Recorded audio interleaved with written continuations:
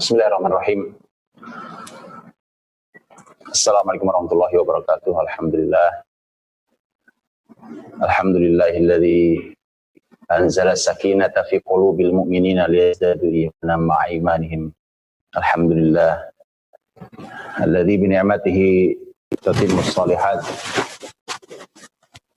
Asyhadu an la ilaha illallah wahdahu la syarika lah wa asyhadu anna Muhammadan abduhu wa rasuluh. Allahumma salli wa sallim wa barik ala nabina Muhammadin wa ala alihi wa sahbihi ajmain.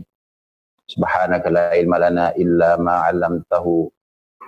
'allamtana innaka antal alimul hakim. Allahumma ahillahu alaina bil amni wal iman was salamati wal islam rabbi wa rabbukallah. Alhamdulillah, sesungguhnya dirahmati Allah Subhanahu wa taala. Bersyukur kita pada Allah Subhanahu wa taala, kita ada di tanggal 1 Ramadan 1441 Hijriah, dan satu kebahagiaan yang luar biasa kita diberi Allah kesempatan di tengah Allah menandai Ramadan kali ini dengan tanda wabah yang membuat Ramadan menjadi terasa berbeda. Maka bersyukurlah pada Allah Subhanahu wa taala bahwa kita termasuk orang yang masih diberi kesempatan untuk memperbaiki amal dan untuk menambahi bekal kita nanti menuju Allah Subhanahu wa taala saat setiap kita mudah-mudahan dipanggil dengan panggilan ya ayyatuhan nafsul mutmainnah irji'i ila rabbiki radiyatan mardiyah wadkhuli fi ibadi wadkhuli jannati. Setelah merahmati Allah Subhanahu wa taala, mengawali tanggal 1 Ramadan, dan kita bersyukur kita awali hari-hari kita dengan syahrul Ramadan alladzi unzila fihil Quran, dengan hari-hari Al-Quran. Mudah-mudahan menjadi sesuai dengan yang Allah inginkan, bahwa Ramadan ini dijalani dengan cara menjadikan Al-Quran sebagai hudal linnas wa bayyinat minal huda wal furqan, sebagai petunjuk, agar dia menjadi petunjuk, sebagai penjelas dan sebagai pembeda. Maka alhamdulillah kita mulai hari ini dengan Al-Quran, dan semoga hari-hari kita isi dengan Quran, karena Rasul SAW saja di Ramadan seperti ini itu mudarosah Quran, yaitu saling belajar Al-Quran dengan Jibril alaihissalam, dan itu setiap malam. Setiap malam. Jadi mudarosah bukan hanya merojah hafalan ya, tetapi mudarosah itu artinya adalah belajar ilmunya, isinya, saling memberikan fawaid, pelajaran-pelajaran, hikmah, tafsirnya, dan segala macam dengan Jibril. Rasul dengan Jibril itu terjadi setiap malam. Sampai Quran selesai di akhir Ramadan, Quran selesai. Sekali selesai. Ya, jadi bukan selesai membaca, tapi selesai membaca dan selesai mudarosah, saling belajar. Bahkan di Ramadan terakhir Nabi Shallallahu Alaihi Wasallam, mudarosah Nabi dengan Jibril itu sampai 2 kali, ya, sampai berhasil 2 kali selesai, dan kemudian jadilah dan itu kemudian menjadi Ramadan terakhir Nabi Shallallahu Alaihi Wasallam. Sesuai rahmati Allah SWT, baik yang bersama kita sekarang ada bersama kita ada jamaah dari saudara kita dari Masjid Al-Irsyad Surabaya, juga jamaah dari Al-Fatih. Alhamdulillah kita bersama-sama jalani Ramadan dengan baik, dengan indah. Semoga Allah berikan taufik sesuai dengan yang kita baca doanya. Allahumma ahillahu alaina bil amni wal iman was salamati wal islam rabbi wa rabbukallah. Ya Allah, jadikan hilal ini awal Ramadan ini, ya Allah, jadikan hilal ini untuk kami menjadi hilal keamanan, dan hilal iman. Jadi semoga Allah SWT semakin memberikan perlindungan dan keamanan pada kita semua mengawali hilal ini. Ya Allah, jadikan hilal ini bagi kami adalah hilal keamanan dan iman. Semoga semakin nambah imannya. Ya, maka saya nasihati diri saya dan saudara-saudara semuanya, saya nasihati agar ini bulan iman, ya ayyuhalladzina amanu kutiba alaikumusiyam. Ini bulan keimanan. Jangan dikotori dengan hal-hal yang tidak ada hubungannya dengan peningkatan iman. Ya, sudah Dan jangan lagi bicara itu. Subhanallah, ramai sekali medsos kita dengan pembicaraan yang tidak penting sama sekali. Mau menyambut Ramadan bukannya orang memperbaiki dan semoga barokah Ramadannya, kemudian hari Syabannya untuk menghadapi Ramadan kemarin, yang ada malah rusuh semua bicara tentang tema sama yang tidak ada kepentingan sama sekali untuk meningkatkan iman.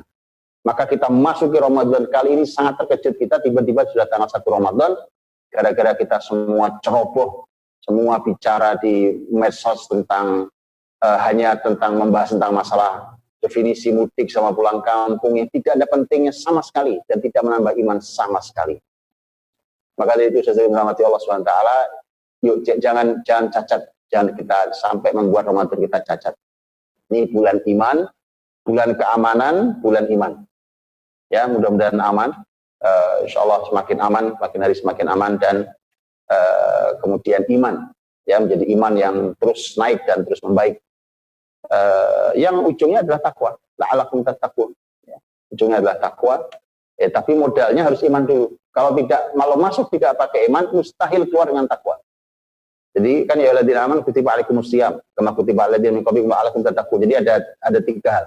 Ada tiga nih. Satu, pintu gerbangnya iman. Kemudian lakukanlah siam, kemudian dengan itu kita akan keluar dengan takwa. Ya, kalau masuk tidak dengan iman, kemudian kita tidak jalannya dengan baik, bagaimana kita bisa mendapatkan takwa? Maka mari kita perbaiki iman kita, mumpung masih hari pertama hari ini. Yuk bersama-sama, hentikan, cukup, nggak ada gunanya mau bicara.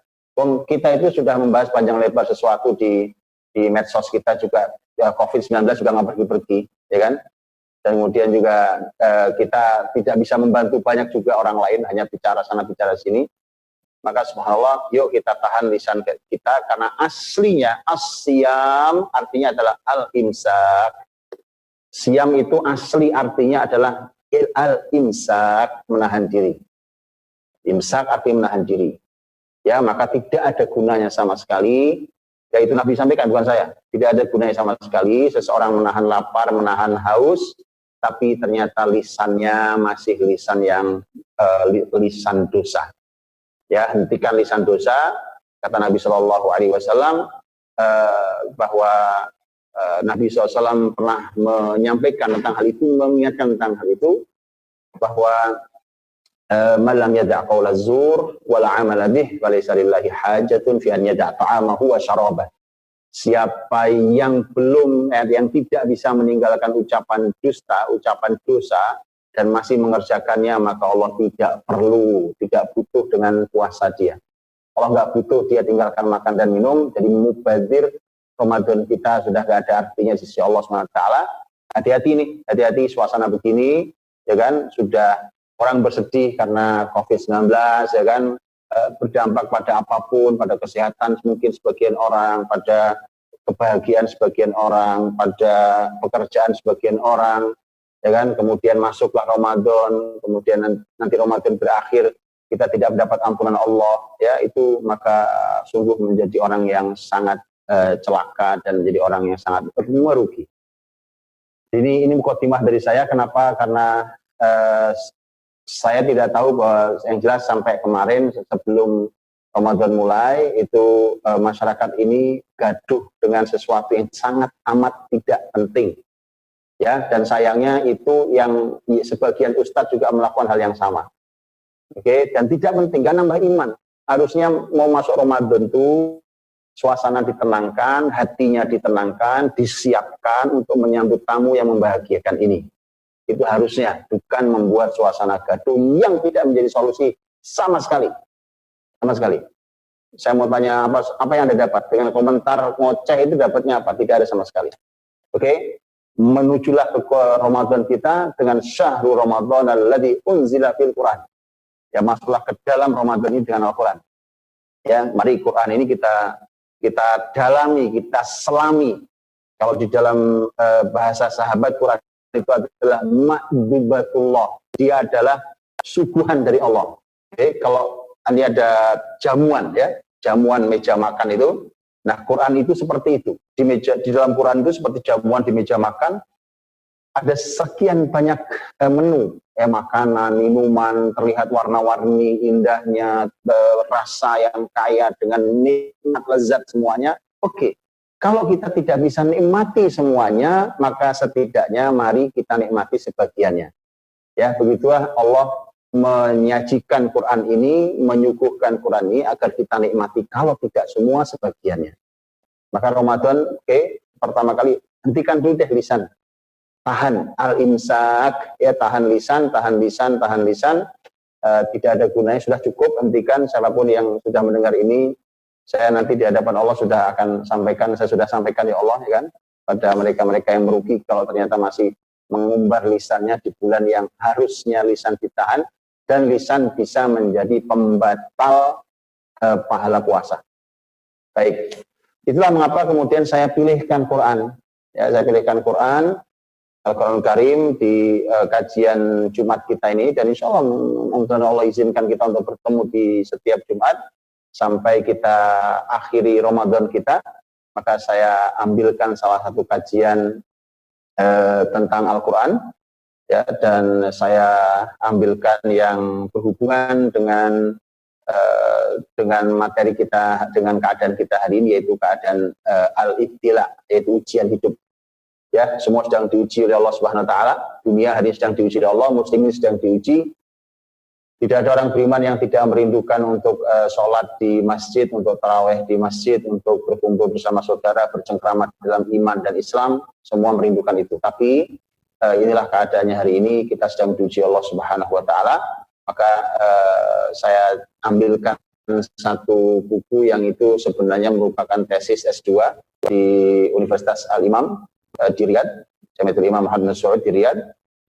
Dan seperti yang di iklan-iklan kita itu, bahwa penulisnya adalah beliau adalah orang Sudan, orang Sudan, kan?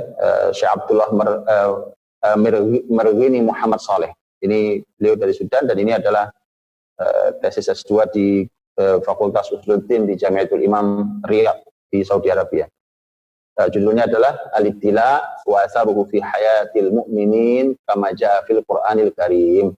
Ya, ujian hidup apapun itu, dan dampaknya bagi kehidupan mukminin sebagaimana yang ada digambarkan di dalam Al-Qur'anul Karim.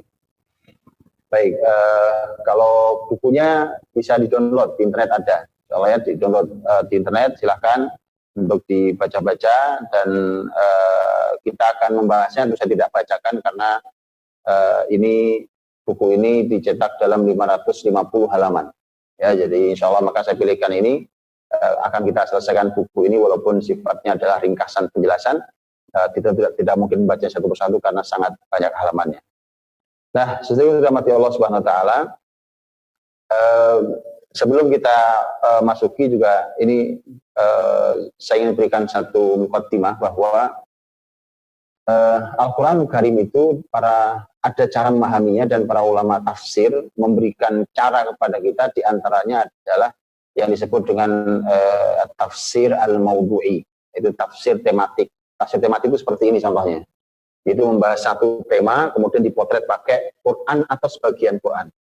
Ya, contohnya adalah ini, bahwa bicara tentang apa? Ujian hidup, ya, ujian hidup. Ujian hidup, kemudian kita ingin tahu dipotret dengan Quran. Itu memberikan kita setidaknya dua pelajaran mahal. Yang pertama adalah mari kita lihat segala sesuatu itu, tanya dulu ke kitab suci. Itu sudah diajarkan ulama. Yuk kita tanya kitab suci yuk. Bagaimana contoh ya, penyakit ini. Hari ini wabah penyakit. Terus semua ahli di dunia mengatakan tidak ada obatnya, kan itu kan? Ya, kabarnya lah sudah ditemukan vaksin segala macam, gitulah. Tapi intinya para ahli kesehatan mengatakan bahwa tidak ada obatnya atau belum ada obatnya, gitu ya. Kita sebagai ilmuwan beriman semestinya nanya kitab suci, mestinya ya, nanya kitab suci, ya kan? Karena kita tidak biasa, kita ini sudah tanpa kita sadari menyingkirkan wahyu dan syariat ini dari ilmu dan kehidupan kita. Bahaya. Ya, bukti kita nggak nanya kok, akhirnya kita merasa selalu benar dengan ilmu kita, padahal terkadang sudah sangat jauh dari panduan Allah Subhanahu wa taala dan Rasulnya. Baik, itu satu tuh pelajarannya tuh. Jadi pelajarannya adalah bertanya, kita ini bertanya selalu dalam hidup kita ini pada kitab suci dulu. Kita tanyakan yuk dalam kitab suci seperti apa. Ya. Kemudian yang kedua adalah masalah membahas sesuatu itu dalam Islam. Jadi contohkan ulama agar komprehensif. Jadi menyeluruh. Jadi bukan cuma sepotong, satu ayat diambil kemudian disimpulkan, satu hadis diambil disimpulkan, satu dua ayat atau hadis kemudian diambil disimpulkan. Itu yang sering terjadi hari ini adalah benturan pemikiran, pemahaman yang salah, cacat di dalam menyimpulkan, itu faktornya itu, sebabnya itu. Sebabnya adalah ketika dia tidak mengumpulkan di dalam satu bab seluruh wahyu, seluruh jalur riwayat dan ayat. Maka para ulama sudah memberikan contoh, namanya tafsir maudhu'i, kayak contohnya ini, ya, sebagaimana yang ada dalam Quran, maka sang penulis akan meneliti, menyampaikan bahwa apa yang mau dia teliti. Ini penting, bukan masalah ilmiahnya, bukan. Tapi adalah bahwa seringkali bahkan pertikaian muslimin hari ini, itu terjadi karena faktornya adalah karena kita menganggap benar dan melihat orang lain salah, padahal itu hasil kesimpulan dari pemahaman yang timpang dan cacat, efek dari cara menyimpulkan yang salah dan dari ilmu yang sangat terbatas. Ya, ulama kita tidak pernah mengajari kita untuk menyimpulkan ayat dan menyimpulkan hadis dengan cara itu. Tidak pernah. Anda boleh cek ulama manapun, tidak pernah mengajarkan itu. Ya, maka ini adalah pelajaran mahal. Mudah-mudahan kita bisa mendapatkan banyak hikmah di sini, sekaligus untuk kita, untuk panduan kita tentang bagaimana al-ibtila itu ujian, ya, ujian itu. Baik, setelah rahmati Allah Subhanahu wa taala, itu mukadimahnya, dan kemudian ketika ini memang ini saya sampaikan sebagai sebuah mukadimah bagi untuk kita dari penulisnya, kenapa sampai beliau meneliti ini, kemudian menulis ini. Ya, beliau mengatakan bahwa sebenarnya ada beberapa poin yang membuat beliau terdorong untuk meneliti tentang al-ibtila, tentang ujian hidup ini. Sebelum itu saya bacakan, ini kalau yang versi cetak ini dicetaknya ini tahun 1983, udah lama emang ini. Ya, 1983 kalau sudah dicetak ini. Baik, salah satu yang disampaikan adalah bahwa beliau mengatakan, kata beliau, annani kathiran ma kuntu aqra fil mushaf syarif ayat karimah an Rasulillah wa qasasihi ma aqwamihim fa yabdu li anna fiha mawaqif anifah mutasyabihah kana yuwajihuha kullu min. Jadi intinya adalah bahwa setiap kali beliau membaca tentang kisah-kisah umat Rasul terdahulu, dalam kisah-kisah dalam Al-Quran, itu selalu dijumpai bahwa ternyata selalu ada pertarungan yang begitu keras. Ya, dan itu sama antara Rasul dengan Rasul lain, itu semisal gitu. Nah, itulah yang kemudian itulah mengapa beliau kemudian ingin sekali membahas tentang masalah hal seperti ini, karena para nabi dan rasul itu ada yang menghadapinya dengan berbagai macam kesulitan, ada yang ancaman, ada yang bahkan ada yang tekanan, ada yang pengusiran, ada yang pembunuhan, dan seterusnya. Itu manusia-manusia mulia, ya. Ini salah satu pertimbangan kenapa beliau meneliti ini. Kemudian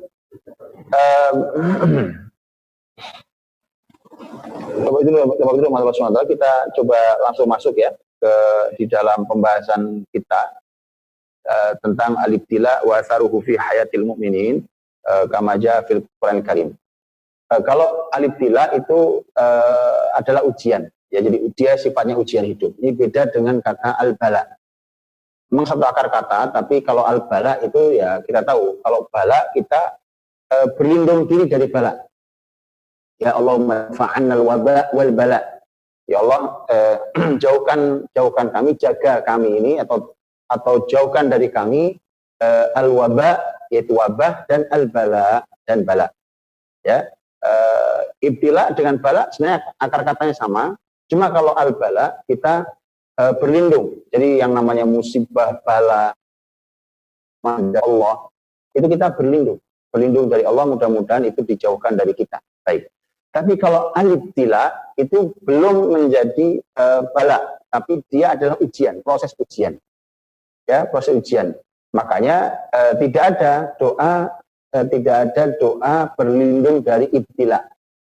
Kenapa? Karena setiap kita mesti diuji. Kan namanya orang hidup, seperti orang sekolah ya. Seperti orang sekolah. Contohnya gini, orang kalau sekolah, ya kan, ini ilustrasi gampang. Kalau orang sekolah, maka dia berlindung dari hasil akhir ujian yang jelek. Ya, nilainya merah, ya kan, nilai yang jelek, maka dia berlindung dari itu. Tapi tidak mungkin berlindung dari ujian, karena kalau tidak ada ujian, bagaimana Anda bisa naik, bagaimana bisa diketahui kualitas Anda, gitu. Ya, itu bedanya antara bala dan al-ibtila. Jadi kalau ibtila ya pasti akan ada, ya, dan itu adalah ujian yang memang fungsinya adalah untuk nanti kita baca bagaimana fungsi al-ibtila ini. Dan dipotret tentang bagaimana dampaknya bagi kehidupan orang beriman. Di kesempatan kali ini saya hanya menyampaikan beberapa hal. Ya, yang pertama tentu sebagaimana karya-karya ilmiah akan didefinisikan, tapi definisi saja menarik. Ya, kan beberapa definisinya. Karena di definisinya saja itu menarik. Ya, al-ibtila itu apa? Yang arti dalam bahasa kita mungkin bahasa gampangnya ujian hidup. Ya, ujian hidup itu apa? Ya, dimulai biasa kalau dalam dunia akademik ya akan dicek dari sisi bahasa, maka penulis membukakan kamus, ya, berbagai macam kamus, rujukan-rujukan besar dalam kamus bahasa Arab, Lisanul Arab, Al-Mu'jamul Wasit, Mukhtarus Sihah, dan Qamusul Muhit, dan seterusnya. Ada kalimat-kalimat yang bagus yang menurut saya harus bacakan karena ini luar biasa. Setelah disampaikan beberapa kata dari yang diambil dari berbagai kamus, maka kemudian disimpulkan oleh penulis ini. Lihat simpulannya. Mari simpulannya. Wa yattadih min dzalik annal bala asluhu mihnah. Ini agak aneh nih. Bahwa dari situlah bisa diketahui bahwa al-bala asluhul mihnah. Jadi bala itu sebenarnya aslinya adalah mihnah. Mihnah itu anugerah bahasa kitanya. Anugerah, orang dapat nikmat itu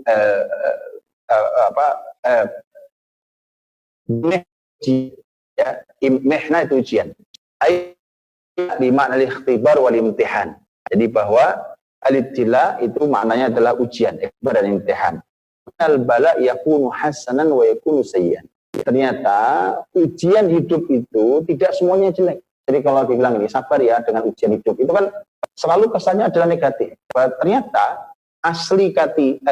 aslinya dalam Al-Quran bahwa kata al-ibtila yang namanya ujian itu ternyata tidak semuanya negatif. Jadi kalau bahasa kita yang sabar ya menghadapi ujian hidup itu bukannya salah itu ya.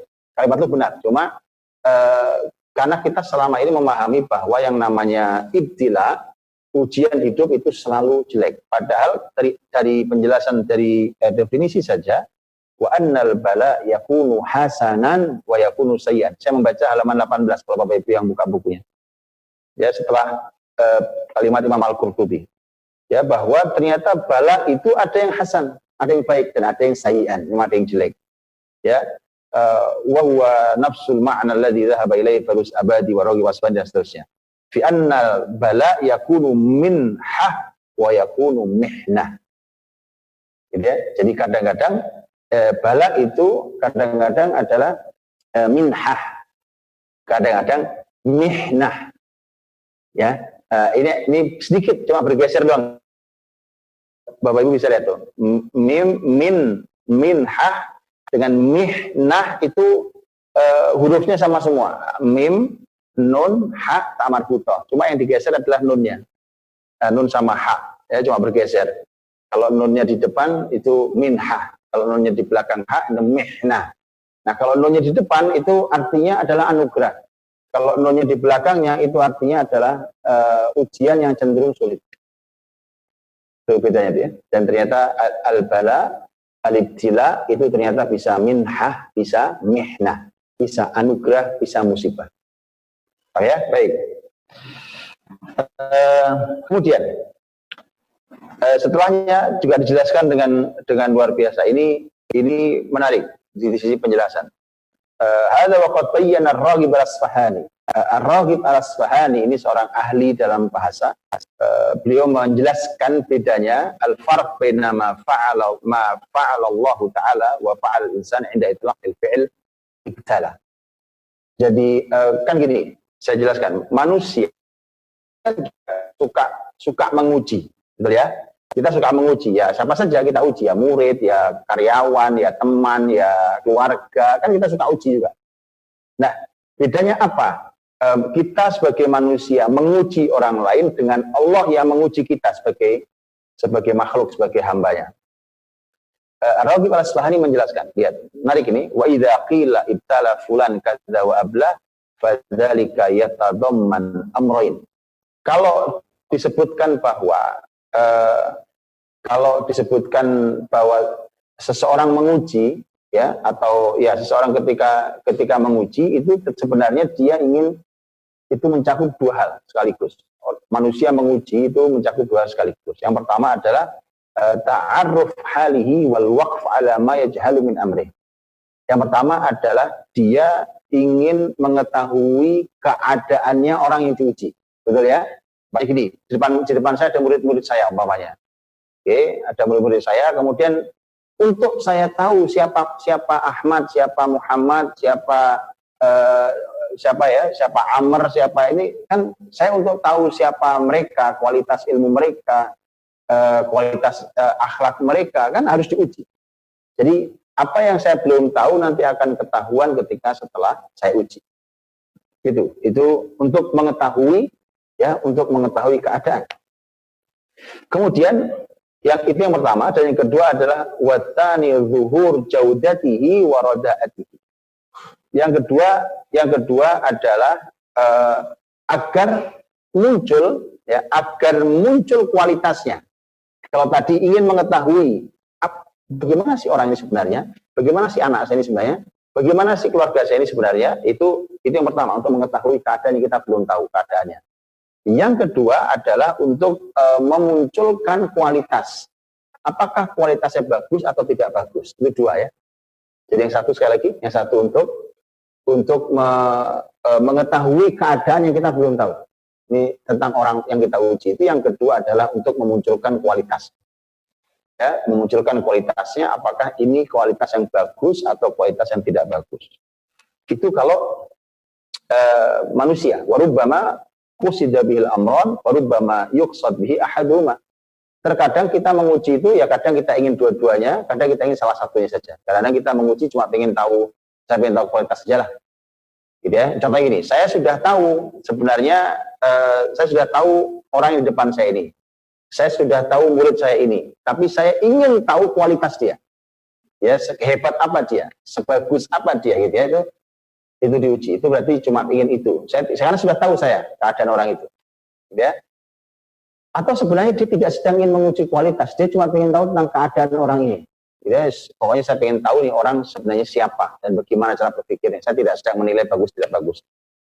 Baik, tetapi fa'idza qila fillahi ta'ala bala kadza au ablahu falaisal murad illa minhu illa zuhur jaudatihi wa radaatihi duna ta'arruf li halihi wal wuquf ala ma yajhalu min amri.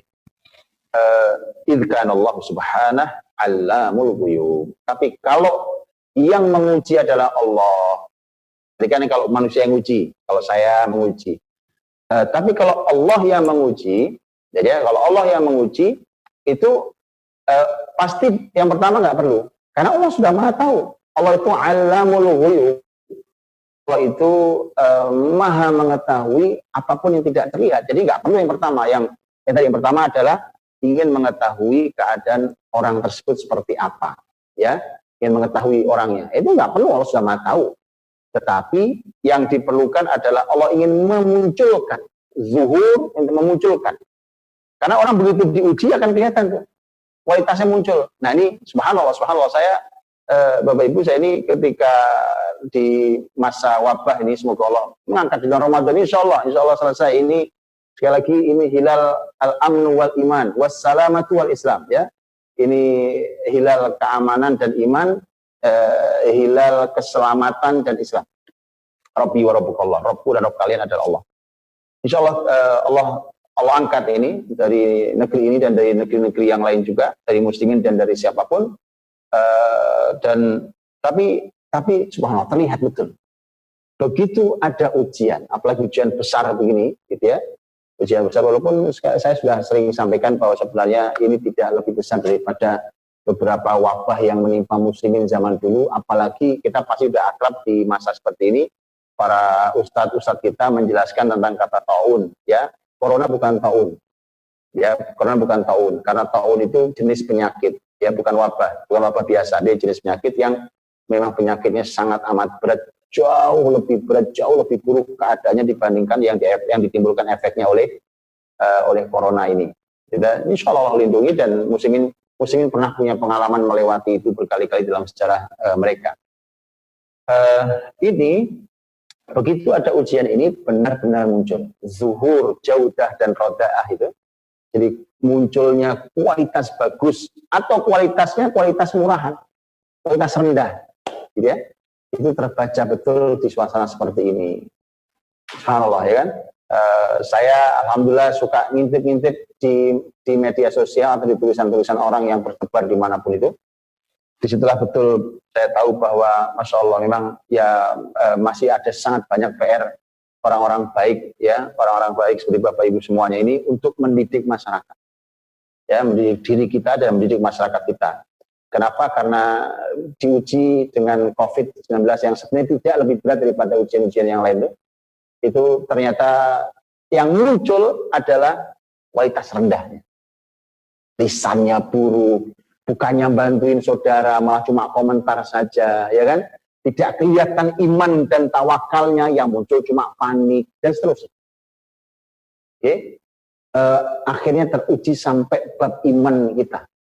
Iman bukan iman yang levelnya rendah, ya, kayak menyingkirkan sesuatu dari jalan itu juga iman, tapi langsung iman yang sangat tinggi, ya, al-iman bil qadar khairihi wa syarrih. Ya, iman pada takdir Allah akhirnya teruji di tempat seperti ini. Jadi dengan ujian itu Allah memang dari awal ingin dimunculkan pada diri seseorang ini kualitas bagusnya atau kualitas rendahnya. Nah, jadi kalau ingin tahu kualitas kita seperti apa, kualitas iman kita seperti apa, kualitas kesabaran kita seperti apa, kualitas syukur kita seperti apa, kualitas ilmu kita seperti apa, ini saat yang tepat. Ini saat yang tepat. Kualitas lisan kita seperti apa, ini saat yang tepat. Kenapa? Karena di masa seperti inilah Allah ingin memunculkan zuhur al-jaudah warodah itu. Ya, Allah ingin memunculkan kualitas bagus dan kualitas jelek akan kelihatan di semasa seperti ini. Ya, itu definisi dari sisi bahasa. Ya, kemudian makanya wa ala hadza qauluhu azza wa jal wa idh ibtala Ibrahim rabbuhu bi kalimatin fa atammahun. Di dalam pembahasan ini maka tadi untuk melandasi pembahasan Raghib Al-Asfahani bahwa kalau Allah yang menguji itu maksudnya ternyata Allah ingin memunculkan kualitas orang. Oke, Allah ingin memunculkan kualitas orang. Gini, saya ingin sampaikan ya, kalau muncul maunya gini, muncul tentang, bukan kelihatan kualitas para pemimpin, ya kan gitu ya, kualitas para pemimpin kebaca betul ketika terjadi masalah genting seperti ini, kebijakan mereka acak-acakan segala macam. Oke, itu benar mungkin, ya, karena memang tujuan ibtila, tujuan ujian itu memang untuk memunculkan kualitas. Tapi Anda yang berkomentar itu juga sama, kualitasmu juga rendah. Kualitasmu juga rendah. Karena cuma bisa berkomentar dan tidak memberi solusi buat umat ini sama sekali. Tidak ada solusinya. Kualitasnya rendah sekali. Oke. Baik. Orang lupa muhasabah diri. Hasibu anfusakum qabla an tuhasabu. Coba dihitung-hitung diri kita ini, hitung aja sebelum menghitung orang lain. Rasul katakan, lihat kalimat Rasul. Tuba, lihat kalimat Rasul. Tuba liman syaghalahu aibuhu an uyubin nas. Kata Nabi, bersyukur, beruntunglah. Tuba itu ada yang mengatakan, para ulama mengatakan ada tuba itu adalah pohon di surga. Salah satu jenis pohon di surga, dia mengatakan itu. Jadi kata Nabi, tuba, maka beruntunglah kalian akan dapat pohon di surga itu. Liman syaghalahu aibuhu an uyubin nas, yang aib dirinya membuatnya sibuk dari melihat aib orang lain. Jadi karena cacat kita banyak, nggak sempat kita komentari orang itu, nggak sempat, ya Allah, nggak sempat ya, nggak sempat. Urusan aib enggak, aib saya banyak, cacat saya masih banyak harus saya perbaiki. Rasul kita yang bicara itu, bukan saya. Tuba liman syaghalahu aibuan uyubin nas. Rasul kita yang mengatakan itu.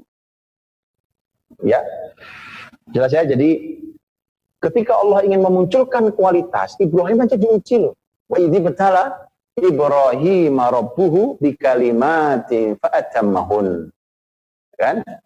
Di Al-Baqarah 124 bahwa wa idzi betala, ketika Allah menguji, ibtala, ibtila tadi, Allah menguji Ibrahim. Ketika Ibrahim ini diuji oleh siapa? Oleh Rabbuhu, oleh Allah Subhanahu wa taala. Di kalimat dengan berbagai macam ujian. Kalimat ini berbagai macam kalimat, artinya berbagai macam ujian. Ibrahim itu ujiannya nggak satu ternyata. Karena kalimat itu artinya ya bentuk jamak itu menurut sebagian ulama itu minimal 3. Itu minimal. Dalam tafsirnya itu lebih dari 3 ujian Ibrahim dalam hidupnya. Diuji Allah, lulus, diuji lagi, lulus, diuji lagi, lulus, diuji lagi, itu. Sampai apa? Sampai Allah nyatakan kamu lulus. Kalau sudah lulus, ya, ternyata Ibrahim adalah fa'atammahun. Ibrahim berhasil menyempurnakan semua ujian. Bukan lulus ya bahasa yang pas sebenarnya. Karena atamma artinya menyempurnakan. Ya kan ada ya, kita kalau ujian sekolah itu kan ada yang wajahnya nggak bahagia gitu ya. Memang lulusnya kualitasnya lulus ya lulus gitu ya. Cuma nyaris tidak selamat gitu ya. Jadi cuma nyaris sedikit saja. Nah, bayangkan dengan orang yang hasilnya sempurna, nilai sempurna. Gimana ujiannya? Wajah berseri-seri. Alhamdulillah sempurna. Gitu ya. Ibrahim itu waktu diuji Allah bukan cuma lulus, tapi fa'atammahun, maka sempurna. Ibrahim berhasil mendapatkan nilai sempurna. Nanti kalau sudah diuji dan lulus, kualitas zuhur al-jaudah yang muncul adalah kualitas baiknya seperti Ibrahim alaihissalam. Nah baru Allah SWT memberikan kalimat berikutnya apa? Fa'atammahun qala inni ja'iluka linnasi imama.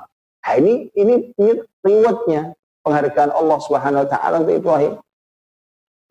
Yaitu oleh Allah Subhanahu wa taala, Ibrahim alaihissalam diberikan Allah penghargaan atas dia berhasil menyempurnakan semua ujian yang Allah berikan, menyempurnakan di hasil akhirnya.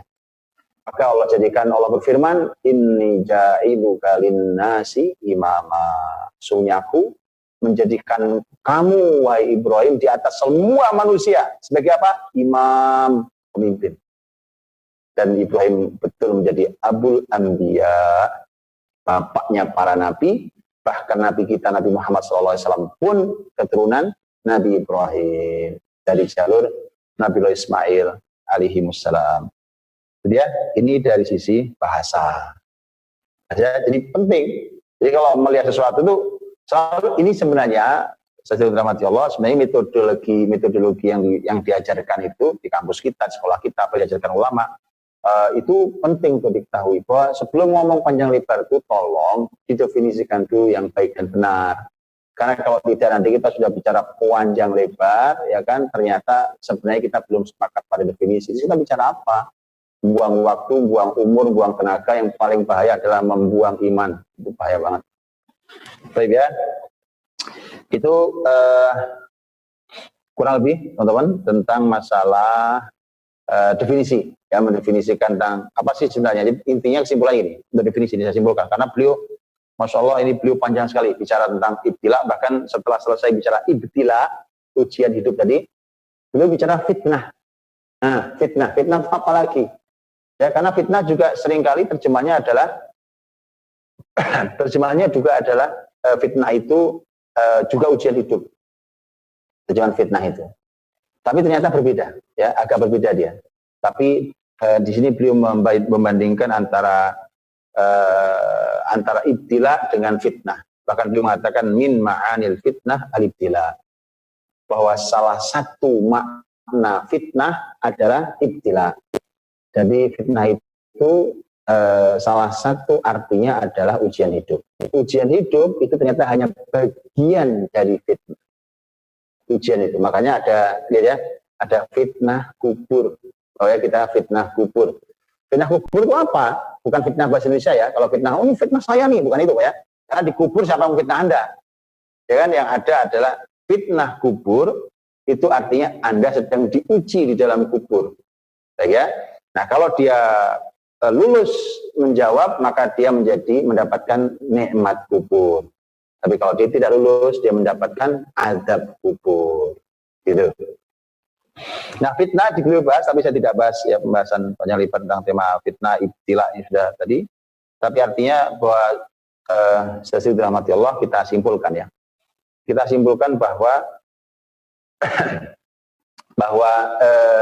al-ibtila, ujian hidup itu ternyata satu, kesimpulannya adalah bahwa dia untuk melihat kualitas kita. Apakah kita kualitas baik ataukah kita kualitas rendah? Itu satu, ya. Itu al-ibtila. Nah, kemudian juga bahwa al-ibtila itu ternyata ada yang baik, ada yang tidak baik. Artinya hasilnya termasuk bala. Bahkan hasil akhir itu, musibah segala macam itu ternyata ada yang baik, ada yang tidak baik. Ya, ada yang baik, ada yang tidak baik. Saya kasih contoh. Pernah kita dengar satu peristiwa. Ini saya pernah baca berita, subhanallah. Begitulah kalau memang belum waktunya ya tidak akan. Qadarullah wa masya'afa'al, masya'allahu kana wa ma lam yasha'al yakun. Gitu, bahwa kalau dia belum waktunya terjadi, ya nggak akan terjadi. Kalau takdirnya belum tiba, dia tidak akan terjadi. Ya, pernah ada berita qadarullah, pernah kejadian dulu kecelakaan pesawat. Kemudian pesawat jatuh dan ya korbannya qadarullah meninggal banyak. Ya. Kemudian ada berita, ternyata subhanallah ada salah satu orang yang sudah buru-buru yang ngejar pesawat sampai bandara masih ketinggalan. Ya kan? Orang kalau ketinggalan kan rasanya kayak apa? Kita semua juga mungkin pernah merasakan ketinggalan kereta, pesawat, ketinggalan bis, ketinggalan apapun ya. Waduh, rasanya Masya Allah ketinggalan. Mana kalau tiketnya mahal kan? Dan apalagi bukan masalah mahal, yang lebih mahal dari itu mungkin momentum yang kita sedang kejar. Acara yang sedang kita mau kejar ternyata waduh sudah habis gitu ya. Dan seterusnya itu bayangkan orang ketika aduh terlambat, aduh telat, kita bahkan bisa berantem di counter waktu check-in tiket itu, betul ya? Tapi subhanallah begitu tahu berikutnya, nggak bisa Pak, nggak bisa. Masa nggak bisa? Tolong lagi usahakan ikat. Nggak bisa Pak, udah close, udah tutup pintu pesawat bawahnya. Begitu tahu qadarullah, kok ternyata pesawat yang terbang itu kemudian ternyata kecelakaan. Jadi qadarullah kecelakaan itu, apa yang terjadi pada orang itu? Syukur, alhamdulillah ya Allah telat, gak jadi naik, ternyata itu hikmahnya tuh. Paham ya? Jadi bala, itu bala loh. Jadi kan gini, orang mendapat musibah dengan cara tiketnya hangus. Tiketnya hangus. Tapi ternyata kadang-kadang bala itu tadi persis dijelaskan tadi. Ternyata bala itu ternyata ada yang baik buat kita. Ada yang memang itu buruk buat kita, ada ya, tapi ada yang baik buat kita. Jangan lupa kalau bala itu ada yang buruk bagi kita, pokoknya ada yang kehilangan orang yang dicintai, kehilangan harta, kehilangan apapun, ya kan? Mungkin kehilangan pekerjaan segala macam, ya jelas itu musibah. Hati yang buat kita ambil. Tapi lihatlah, orang beriman akan selalu bisa memaknai sebagaimana ayat menganjurkan pada kita. Allah berfirman, "Qul lan yusibana illa ma kataballahu lana." Katakan Muhammad, la yusibana, tidak ada yang menimpa kita ini illa ma kataballahu lana, kecuali yang telah Allah catatkan takdirnya itu untuk kita. Huwa maulana, dialah Allah yang akan menolong dan melindungi kita. Wa 'alallahi falyatawakkalul mu'minun, dan hanya kepada Allah lah bertawakalnya orang-orang beriman. Nah, tapi para ulama jeli ketika melihat lana. Lana. Karena dalam bahasa Arab ada lana, ada alaina, gitu ya. Harusnya kalau musibah yusibana dari kata musibah. Ya, musibah apapun yang menimpa kita itu mestinya, kalau namanya orang tertimpa musibah itu kan mesti kataballahu alaina. Harusnya begitu bunyinya. Kenapa alaina? Karena alaina itu artinya adalah bahwa ini musibah ini membuat kita menjadi sedih, tidak beruntung, ada keburukan dalam hidup kita mungkin menangis, kita kehilangan, itu alaina. Ternyata bukan begitu punya ayat yang Allah sampaikan. Muhammad katakan, katakan Muhammad, la yusibana illa ma kataballahu lana, bukan alaina, bukan ayatnya. Bukan alaina tapi lana. Bahwa katakan Muhammad, sesungguhnya semua yang musibah yang menimpa kita itu justru takdir Allah yang baik untuk kita. Oh, terjemahkan begitu. Karena lana itu artinya milik kita. Ya, kalau saya punya punya gadget, punya gadget, maka gadget saya ini ini milik saya, milik saya. Itu gadget, gitu ya. Itu Kalau ini milik kita bersama, umpamanya kita ngaji, kitab yang kita bahas, oh ini milik kita bersama, itu lana. Lana artinya bahwa Allah Subhanahu wa taala ingin menyampaikan ternyata bahkan di balik musibahmu terkadang ada kebaikan untukmu. Ya, itu al-ibtila. Baik. Kemudian sudah ya, definisi itu, kesimpulan-kesimpulan sudah. Kemudian setelah selesai definisi, kemudian penulis masuk di berikutnya. Bagus sekali judulnya. Ibtila'ul mu'minin sunnatun rabbaniyatun jariyah. Ujian bagi orang-orang beriman itu adalah sunnah rabbaniyah. Ya, itu sunnah rabbaniyah itu artinya hukum Allah, hukum Rabb yang pasti terjadi. Pasti terjadi. Jadi ibtila al-mu'minin, ujian untuk orang beriman itu sunnah rabbaniyah. Baik. Nah,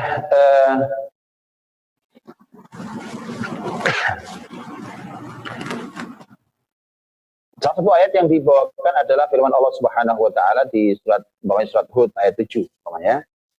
Surat Hud ayat yang ke-7. Yang di sini sampaikan wa huwallazi khalaqas samawati wal arda fi sittati ayyam wa kana 'arshuhu 'alal ma' liyabluwakum ayyukum ahsanu amala. Dialah Allah yang telah menciptakan langit dan bumi pada 6 hari. Ya, 6 hari. Wa kana 'arshuhu 'alal ma', dan arsy Allah di atas air. Liyabluwakum ayyukum ahsanu amala, untuk menguji kalian siapa di antara kalian yang paling baik amalnya. Ya. Dan kita juga tahu ayat-ayat yang lain, umpamanya contoh yang lain ini di sini dikasih contoh, umpamanya banyak ayatnya banyak sekali ya. Surat Al-Mu'minun bawahnya. Al-Mu'minun 115-116. Afa hasibtum annama khalaqnakum abatha wa annakum ilaina la turja'un. Fata'ala Allahul Malikul Haqq. La ilaha illahu Rabbul Arsyil Karim. Apakah kalian menduga bahwa kami menciptakan kalian itu main-main? Manusia duga bahwa penciptaan kalian itu main-main? Nah, semua ada hikmahnya, termasuk ujiannya ada hikmahnya. Tidak ada yang main-main. Ya, apa kalian menduga itu? Wa annakum ilaina la turja'un. Apa kalian juga menduga kalian tidak dikembalikan pada kami? Nanti kalian cuma balik pada kami, kata Allah. Ya, fata'ala Allahul Malikul Haqq, maka maha tinggi Allah, Raja Al-Haq, la ilaha illa huwa Rabbul Arsyil Azim. Jadi apa yang terjadi termasuk ujian ini adalah semuanya bukan urusan yang sepele, yang main-main, tapi semua ada hikmahnya. Gitu ya. Baik, kemudian termasuk banyak kita baca soal kahfi ya. Kita hafal soal kahfi itu ya. Inna ja'alna ma'alal ardi zinatan laha. Tulisannya apa? Kami jadikan di atas bumi ini adalah hiasan. Di semua yang ada di bumi ini adalah zina, hiasan, indah. Apa melihat itu? Gunungnya, lautnya, udaranya, airnya, pemandangannya, makanan, tumbuhan, batu-batuan, ya Rob, zina, indah. Dia hiasan untuk bumi. Tujuannya apa? Lina beluwahum, untuk menguji mereka. Betul nyata tadi ya, bahwa ujian itu ternyata tidak hanya dengan menggunakan kesulitan. Bahkan terkadang ujian menggunakan hiasan dan keindahan. Karena menggunakan zina. Ya, apa yang diuji? Allah ingin menguji apa sih dari mereka? Ya, lina beluwahum, kami ingin menguji mereka ayyuhum ahsanu amala, siapa yang paling baik amalnya. Di sini penulis mengatakan begini, ini kalimatnya bagus, dia bilang mana ya kalimat ya? Mana kalimatnya? Nah ini, beliau mengatakan walam yakul aktsaru amala bal ahsanu amala. Allah tidak berfirman amal yang paling banyak, tapi firman Allah adalah amal yang paling baik. Ya, jadi ujian ini bukan untuk mengetes bahwa siapa yang amalnya paling banyak, bukan. Siapa yang paling baik amalnya di tengah-tengah ujian. Oke ya, Ramadan ini Ramadan, Masya Allah, Ramadan ini yang Allah ingin lihat adalah mana di antara kita yang kualitas amalnya terbaik. Jadi bukan hanya banyak-banyakan. Karena makanya penulis mengatakan, Allah tidak mengatakan aktsaru amala, tapi ahsanu amala. Ya, bukan masalah siapa yang paling banyak, tapi siapa yang paling baik amalnya. Dan para ulama sudah mendefinisikan amal terbaik itu syaratnya dua, itu syarat terimanya amal itu. Ya, syaratnya adalah akhlasuha wa aswabuha. Mana yang amal paling ikhlas dan mana yang paling benar. Kalau ikhlas berarti karena Allah saja, kalau benar berarti mengikuti ya ittiba Rasul sallallahu alaihi wasallam. Baik, dari itulah maka semua, bahkan apalagi orang beriman ya, jadi semua secara umum semua ini akan diuji oleh Allah Subhanahu wa taala. Nah, baru kemudian beliau mengatakan apalagi orang-orang yang beriman. Ya. Lihat ya, beliau mengatakan wa idza kana hadza sunnatullahi ta'ala fil hayat amatan wa fin nasi kafatan fa inna ashaban risalati khassatan wa atba'ahum al-mu'minina ad-da'ina bida'watihim hum asyaddu ta'arrudan lil adha wal mihan wal ibtila.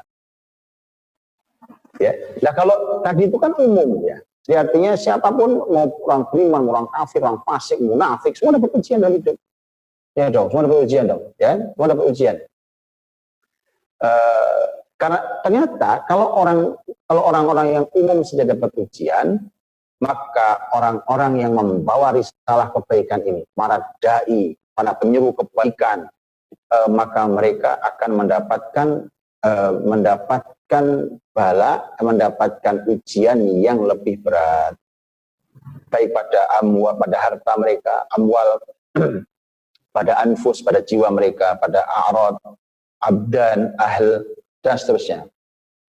Nanti yang dimaksud ya, yang dimaksud apa? Kenapa sih orang beriman? Karena kita tahu ada hadis Nabi SAW dari saat Nabi Waqqas radhiyallahu anhu, ketika beliau berkata, aku pernah berkata kepada Rasul, ya Rasulullah, ayyun nasi asyaddu bala'an. Ya Rasulullah, siapakah orang yang paling berat balaknya, paling berat ujiannya?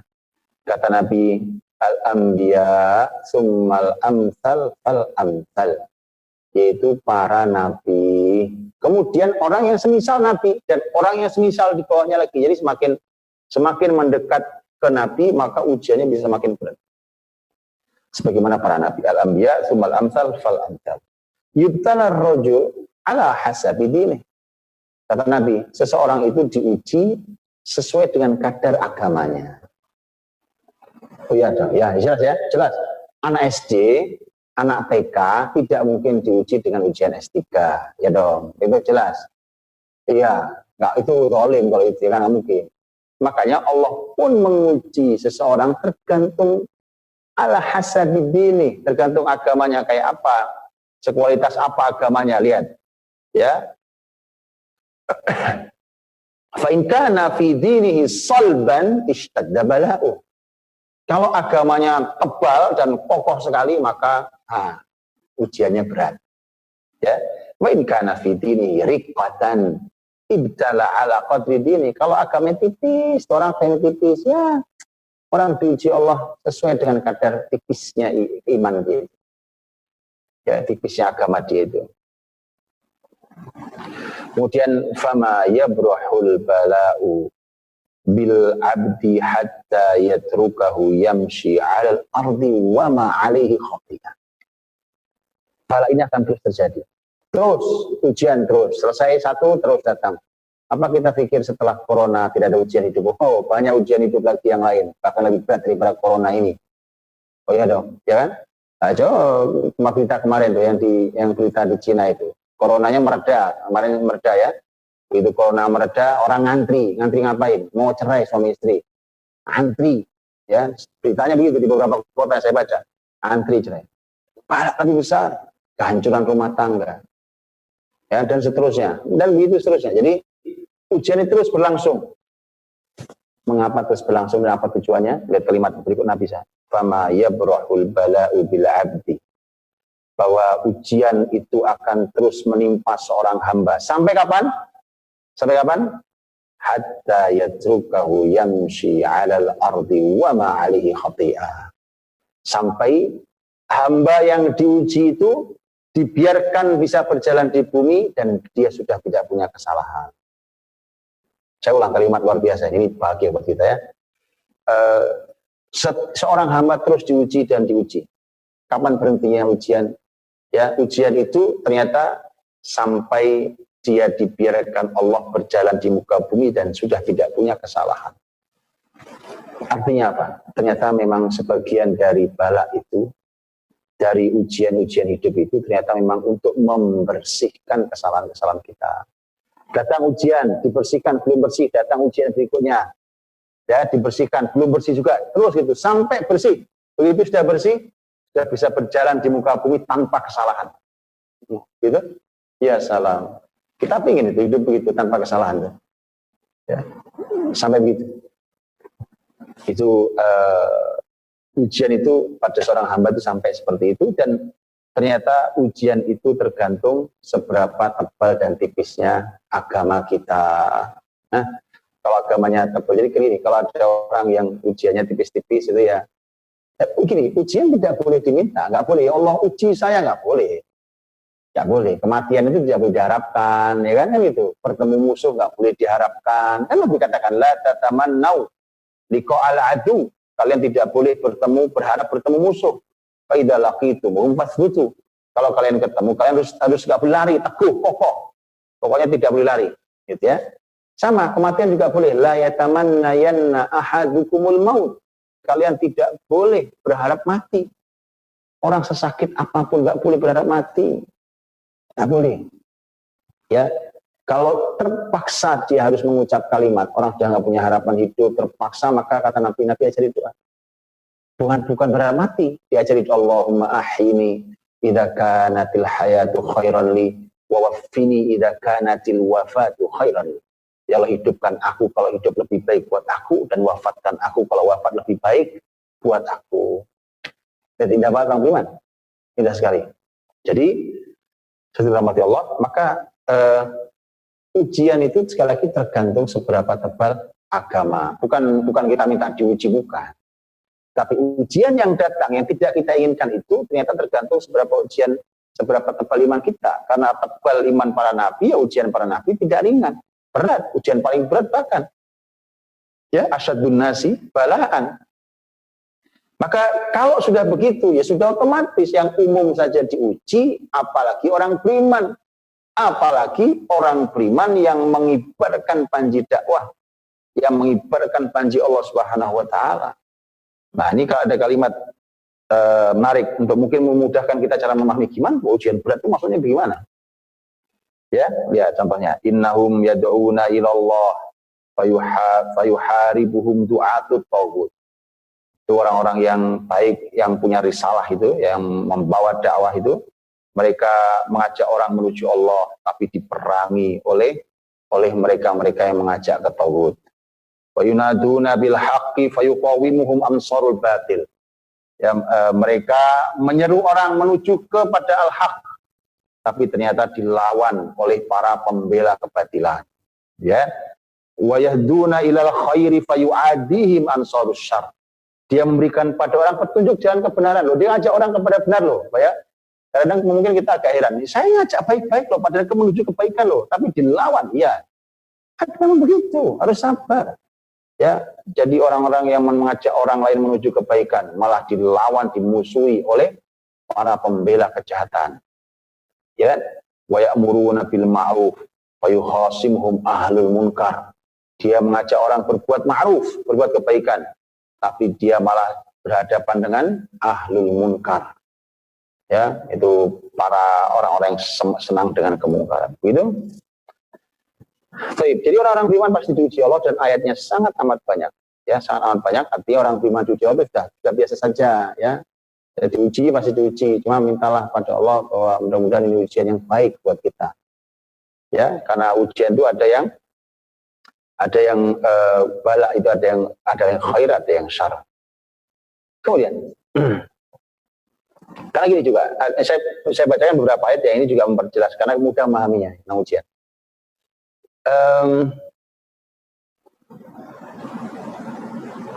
Ya, karena mungkin kita suka bertanya tentang tujuan. Ya, tentang tujuan. Contoh, ini contoh ya, teman-teman. Ayat yang kita kenal sekali, banyak surat Al-Baqarah yang 155 sampai 157 itu. Walana buluwannakum bisyai'im minal khawfi wal ju'i wa naqsim minal amwali wal anfusi was samarat wa basyiris sabirin. Alladzina idza asabatuhum musibah qalu inna lillahi wa inna ilaihi raji'un. Ujungnya apa? Ulaika alaihim shalawatum mir rabbihim wa rahmah wa ulaika humul muhtadun. Ternyata tujuannya itu, ya. Orang itu kalau kena ujian lapar, rasa takut dulu, rasa takut, lapar, nggak punya harta. Ya Allah, hari ini jadi cocok ayat ini ya. Masya Allah, ketakutan. Sebagian lapar, kemudian nggak punya harta. Ada yang kehilangan jiwa. Ya Rob, ya cocok ya. Wasamarat, buah-buahan juga masalah ya kan. Wabasyiris sabirin, kata Allah, berikan kabar gembira pada orang yang sabar. Dari semua yang ditimpa sama itu, siapa yang harus bergembira? Yang sabar. Siapa yang sabar itu? Alladzina idza asabathum musibah qalu inna lillahi wa inna ilaihi raji'un. Dia mengucapkan istirja. Ya, dia ucapkan inna lillahi wa inna ilaihi raji'un. Ya Allah, kita ini punya Allah, balik Allah sudah ringan, kita akan kembali pada Allah. Yang punya Allah balik Allah, yang kita punya juga punya Allah, balik pada Allah.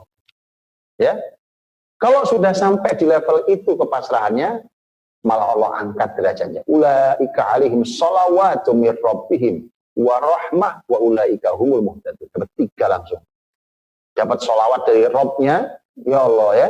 Yang disolawati Rasul loh, bukan kita loh, ya kan? Innallaha wa malaikatahu yusalluna 'alan nabi. Ya ayyuhalladzina amanu shallu 'alaihi wa sallimu taslima. Gitu kan? Wahai ini lihat, sesungguhnya innallaha, sesungguhnya Allah, wa malaikatahu, dan malaikat-malaikatnya. Ya, sesungguhnya Allah, malaikat-malaikatnya sholawat kepada Nabi. Allah malaikatnya. Ternyata orang yang sabar di tengah musibah itu ya, ulaika alaihim shalawatun mir rabbihim. Dapat sholawat dari siapa? Dari Rabb. Wa rahmah, dapat kasih sayang. Ulaika humul muhtadun, dan dia mendapatkan hidayah. Masya Allah, ternyata itu salah satu tujuan ya. Jadi ujian itu ternyata sampai kayak gitu tujuannya. Tujuannya adalah ternyata Allah ingin membuka lisan kita agar berzikir innalillahi wa inna ilaihi raji'un, zikir. Tujuan berikutnya ternyata ingin supaya kita ini dipaksa untuk mendapatkan kasih sayang Allah SWT. Nah, ini contohnya ya. Baik, contoh lain lagi, contoh ayat lain lagi. Contoh ayat yang lain lagi ini di surat Muhammad ya, ayat 31. Ya. Wala nabluwannakum, kami pasti akan menguji kalian. Hatta na'lamal mujahidina minkum was-sabirin wa nabluwa akhbarakum. Kami akan menguji kalian sampai kami tahu al-mujahidin. Ya, sampai kami tahu siapa yang mujahid di antara kalian dan siapa yang sabar. Jadi Allah SWT ingin menguji kita ya, sampai kita tahu siapa yang betul-betul punya roh jihad dan siapa yang sabar. Diuji dulu, karena kan sebelum itu kan semua ngaku siap jihad, ya? Semua ngaku siap bersungguh-sungguh di jalan Allah SWT. Semua ngaku, saya sabar orangnya Pak. Iya, begitu diuji, ya ketahuan. Lisannya menceracau, ya kan? Di orang ngigo itu juga. Ketahuan. Maka itu untuk melihat, jadi betul-betul Allah kayak saringan tuh. Mana yang inti, mana yang ampas. Disaring oleh Allah SWT. Baik. Nah kemudian beliau membagi itu ada ibtilaul anbiya, ada ujian untuk para nabi, ada ujian untuk mukminin. Nanti insya Allah pembahasan ini lebih panjang di bab berikutnya ya. Di bab berikutnya ujian para nabi seperti apa, ujian untuk orang-orang beriman seperti apa. Kalau ini beliau menjelaskan secara umum dulu bahwa ternyata ada ujian yang menimpa orang beriman tuh, orang beriman yang jadi nabi itu ujiannya jauh lebih berat, dan kemudian ujian secara umum untuk orang-orang yang beriman. Baik, kemudian yang berikutnya adalah ini mungkin terakhir, sudah jam 10.40 di jam saya. At-tariqu ilal jannah mahfuf bil makarih. Jalan menuju surga itu dikelilingi oleh hal yang tidak kita sukai. Yang nggak biasa puasa, ya kaget puasa. Ya, tidak nyaman. Yang mana harus berdiri berlama-lama, biasanya sholat juga pendek-pendek saja, ini rokaat. Banyak sekali rokaat. Ya. Baik, jadi at-tariq ilal jannah mahfuf bil makarih. Jalan menuju surga itu bukan jalan mulus, bukan jalan yang ditebarkan di sekelilingnya aroma wangi bunga, bukan. Ya, tapi jalan yang penuh dengan rintangan dan penuh dengan hal-hal yang tidak kita sukai. Ya. Am hasibtum an tadkhulul jannata wa lamma ya'tikum mathalul ladzina khalau min qablikum massathumul ba'sa wad-dharra wa zulzilu hatta yaqula ar-rasul walladzina amanu ma'ahu mata nasrullah ala inna nasrallahi qarib. Al-Baqarah ayat 214. Apakah kalian semua menduga ya kalian bisa masuk surga padahal belum pernah datang kepada kalian ujian sebagaimana yang telah datang menimpa umat sebelum kalian? Apa ujiannya? Massathumul ba'sa wad-dharra wa zulzilu. Ya, ini disebutkan gini, al-ba'sa itu urusannya masalah harta, ujian yang menimpa harta. Kemudian ad-dharra adalah ujian yang menimpa badan, orang sakit, cacat ya. Wa zulzilu adalah ujian yang zul itu guncang, zul itu guncang. Ujian yang menimpa jiwa, psikologis kita. Rasa takut, cemas, khawatir, sedih itu jiwa. Oke. Jadi ujian ya. Al-ba'sa itu ujian yang menimpa apa? Menimpa harta. Ya, kehilangan, pencurian, kebakaran, terus ya, hilangnya pekerjaan dan seterusnya. Kemudian ada yang ujian menimpa badan, sakit, terluka, cacat dan seterusnya. Kemudian ada yang menimpa jiwa, psikologis manusia. Ya takut, ya cemas, ya khawatir, ya sedih, itu zulzil. Bayangkan, ujian saking beratnya sampai hatta yaqulat rasul walladzina amanu ma'ah, sampai rasul dan orang beriman yang bersamaan itu sampai bicara begini, mata nasrullah, kapan ya Allah pertolonganmu tiba, itu kapan ya kan, begini belum berhasil, begitu belum berhasil, ya Allah aku ini berjuang ke jalanmu, sama gitu ya kan, rasul orang beriman berjuang ke jalan Allah, tapi pertolongan tidak kunjung datang. Mata nasrullah, kapan pertolongan Allah tiba itu? Sudah seperti itu Allah jawab, ala inna nasrullahi, ingatlah pertolongan Allah itu apa? Jauh? Bukan, pertolongan Allah itu dekat, bukan jauh. Ala inna nasrullahi qarib, dekat dengan kita, dekat dengan masalah kita. Oke, jangan pesimis. Sampai itu berasa, tidak ada tempatnya itu. Disebutkan dalam sebuah hadis, sebuah hadis bahwa ketika Allah Subhanahu Wa Taala menciptakan surga, malaikat diminta Allah untuk lihat surga yang Allah ciptakan. Malaikat lihat surga, malaikat datang lihat surga. Gimana menurut kalian?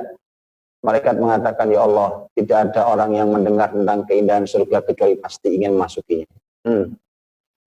Kemudian Allah ciptakan di sekeliling surga itu hal-hal yang tidak nyaman bagi kehidupan manusia. Allah bilang, malaikat balik lagi lihat surga. Itu dilihat ternyata ada banyak hal di sekelilingnya, yang tidak nyaman. Kemudian malaikat takut dan mengatakan, ya Allah, saya takut melihat apa yang ditebar di sekeliling surga itu. Jangan-jangan tidak ada satupun orang masuk surga. Bahaya ya. Dan Allah jadikan kita sebagai penduduk surga, ya Masya Allah. Karena itu asli kampung kita. Ya. Kemudian Allah ciptakan neraka. Kemudian kata Allah, malaikat lihat. Begitu lihat neraka yang menyeramkan, menakutkan itu. Kemudian Allah bertanya, gimana malaikat? Malaikat mengatakan, ya Allah, tidak ada hamba manusia yang mendengar tentang neraka, pasti gak ada yang mau masuk ke dalam. Baik, kemudian Allah ciptakan di sekeliling neraka itu hal-hal yang menyenangkan manusia, ya syahwat apa saja? Syahwat perut, syahwat lisan, syahwat makanan, syahwat bicara, syahwat kemaluan, syahwat apapun. Syubhat, ya, orang bicara tentang Allah yang tidak diketahui ilmunya dan seterusnya. Orang senang, asik, ya, mereka tertawa, bercanda, menertawakan Quran, menertawakan Rasul, menertawakan syariat ini. Ya, pikir itu bercandaan. Dan kemudian begitu diciptakan sekeliling neraka, kok suasananya senang, orang senang yang mengerjakannya. Allah tanya, gimana malaikat? Malaikat mengatakan, ya Allah, saya takut jangan-jangan manusia ini banyak yang masuk neraka. Ya, huffatil jannatu bil makarih wa huffatin naru bis syahawat. Surga itu dikelilingi oleh hal-hal yang tidak disukai manusia, tapi neraka dikelilingi oleh hal-hal yang merupakan syahwat manusia. Jadi kalau orang di dunia mau masuk surga berjuang itu normal, ya, normal itu. Orang masuk neraka saja berjuang, ya. Apalagi orang masuk surga. Berjuang lah. Gimana berjuang? Sekarang coba Anda lihat. Orang begadang malam hari untuk melakukan dosa. Begadang malam itu capek loh, ngantuk loh. Sama. Kita begadang malam untuk qiyamul lail, untuk baca Quran, sama. Capeknya sama. Makanya Allah berfirman, in takunu ta'lamuna fa innahum ya'lamuna kama ta'lamuna wa tarjuna minallahi ma la yarjun. Kalau kalian sakit, penat, pedih, sama. Mereka orang-orang yang membela kebatilan itu juga sama sakitnya, sama pedih lelahnya. Tapi kalian punya harapan di sisi Allah yang mereka tidak punya harapan. Baik, jadi kita mati Allah. Itu ya, itu saya kira di pertemuan pembuka ini, di pertemuan pertama ini maksud saya. Nanti insya Allah kita lanjutkan di bab-bab berikutnya. Tentu saya hanya menyuplik-nyuplik ya. Silakan dibaca bukunya. Saya tidak tahu apa terjemahnya ada apa tidak, tapi bagi yang bisa bahasa silakan ya, diambil bukunya, di-download, dan kurang lebih pembahasan kita sampai halaman 63 hari ini ya. Nanti ringkasan tadi itu kurang lebih sampai halaman 63. Insya Allah kita lanjutkan di pertemuan berikutnya. Sekarang sudah jam 11 kurang 15 menit ya, dan kita akan masuki pertanyaan. Insya Allah kita masuki pertanyaan, mengisi beberapa menit ke depan, tidak lama insya Allah, karena hari ini hari Jumat. Saya khawatir ada yang masih Jumatan juga, nanti ada yang masih bisa melakukan Jumatan, saya tidak tahu. Ada pertanyaan, Syekh? TV mati.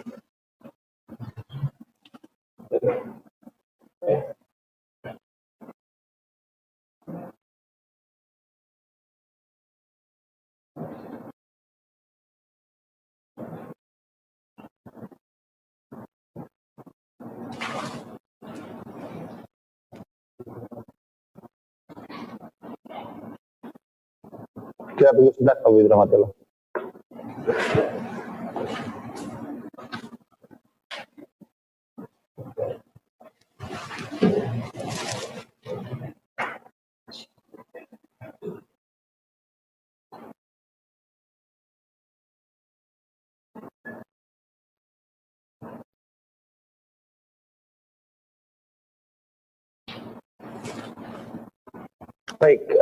ada beberapa pertanyaan, kita aja beberapa ya, beberapa menit saja insya Allah. Mungkin nanti kita lanjutkan lagi soal di Jumat berikutnya. Dari Dani, Assalamualaikum warahmatullahi wabarakatuh. Waalaikumsalam warahmatullahi wabarakatuh. Itu ucapan salam yang indah. Semoga keselamatan, rahmat dan berkah untuk kita semuanya insya Allah. Dari Dani, ya, tidak pertanyaan tidak ada. Itu adalah ucapan salam yang indah di hari yang bertumpuknya beberapa keberkahan. Ini adalah Ramadan, awal Ramadan, ini adalah hari Jumat. Jadi mudah-mudahan keselamatan, rahmat dan berkah untuk kita semua.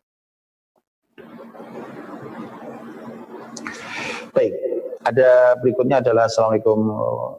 Waalaikumsalam. Afwan Ustaz ini bertanya, bagaimana cara atau metode agar Quran bisa menjadi pedoman hidup sehari-hari kita sesuai dengan Quran surat Al-Baqarah ayat 2. Oh, Al-Baqarah ayat 2. Jazakallahu khair wa iyyak. Ayat Al-Baqarah ayat 2 tentang hudal lil muttaqin, ya, petunjuk. Sama Quran yang disebut di dalam surat ayat-ayat Ramadan juga sama. Ya syahru Ramadan alladzi unzila fihil Quran hudal linnas. Petunjuk bagi manusia.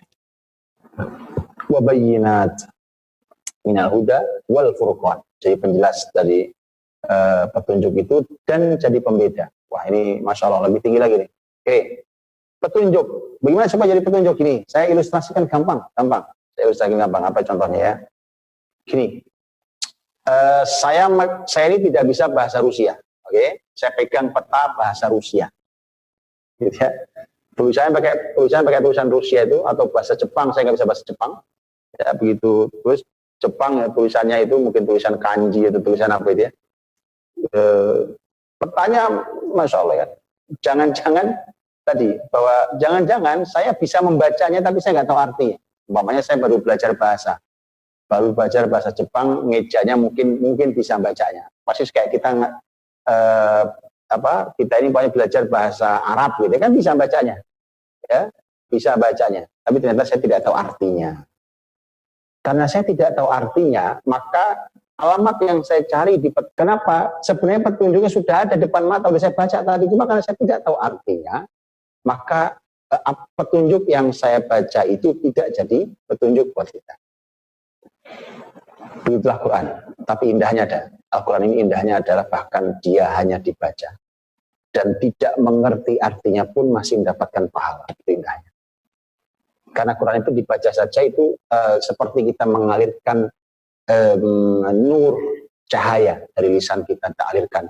Mudah-mudahan begitu dibaca itu masuk dalam hati dan pikiran kita, masuklah cahaya itu. Itu dapat pahala. Dengan keikhlasan akan dapatkan pahala. Nah, tapi karena kita harus menjalankan isinya, cahaya juga penting. Karena cahaya itu nanti menerangi jalan, kan? Ini petunjuk jalan, akan menerangi jalan hidup kita. Terang, jalan itu kalau terang kan enak. Kalau mati lampu malam juga rasanya gimana, ya? Nah, setelah itu nanti kita harus tahu apa artinya. Ulama sudah bukan hanya menerjemah, tapi sudah menafsirkan untuk kita. Maka saran saya belajarlah tafsir. Enggak sulit. Ini Masya Allah, ini mudah.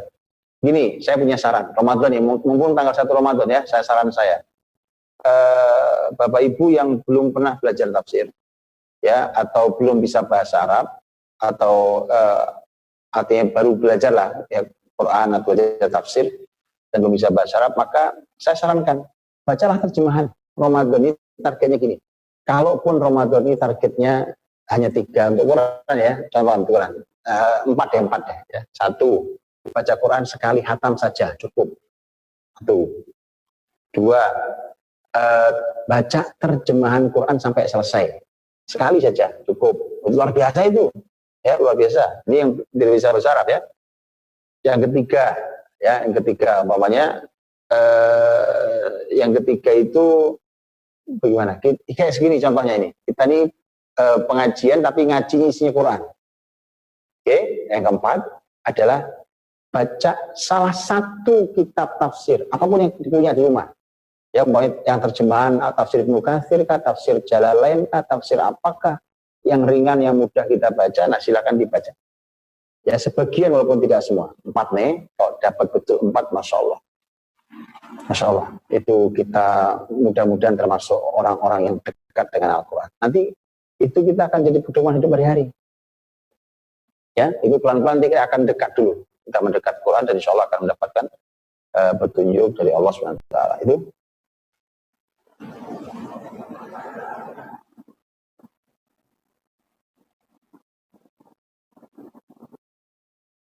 Baik, ini ada pertanyaan yang cuma saya bacakan, jawabannya barusan.